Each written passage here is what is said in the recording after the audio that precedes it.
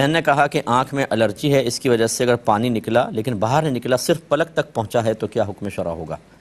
دیکھیں اگر پلک تک پہنچ گیا، پوری پلکیں گیلی ہو گئیں، تو یہ پلک جو ہے یہ خارج کا حصہ ہی ہوتی ہے، اسی لیے وضو میں اس کے ہر بال کا دھونا لازم ہوتا ہے، اور اسی لیے کہا گیا ہے کہ پلک کے اوپر اگر کوئی سخت چیز جمی ہوئی ہے تو اس کو چھڑانا ہوگا۔ اس لیے اگر اتنا پانی نکلا کہ پلکوں کے اوپر آ گیا ہے تو پھر اس کا مطلب وہ آنکھ سے باہر ہی آ گیا ہے، تو لہذا وضو کو توڑ دے گا، دوبارہ وضو کرنا ہوگا۔ اگر صرف آنکھ کے اندر اندر رہتا نا، صرف وہ جیسے تری سی نظر آ رہی ہے لیکن آنکھ سے باہر نہیں آئی تو پھر گنجائش تھی، لیکن پلک پر آ گیا ہے تو ٹوٹ جائے گا۔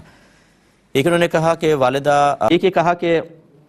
ایل ای ڈی کمر کی طرف ہے، اگر اس کو میوٹ کر کے ہم نماز پڑھیں تو کوئی حرج تو نہیں ہے؟ کوئی حرج نہیں ہے، بالکل آپ اس کو آواز بند کر کے آپ پڑھ سکتے ہیں، سامنے نہیں ہونا چاہیے، وہ تو آپ نے پہلے کہہ دیا پیٹھ کی طرف ہے، کیونکہ سامنے ہوگا تو توجہ ادھر جائے گی، اور ہر ایسی چیز کو دور کر کے نماز پڑھنا چاہیے کہ جس سے ہمارا خشوع و خضوع متاثر ہو۔ اب یہ نہیں کہ آپ سامنے ہو پی ایس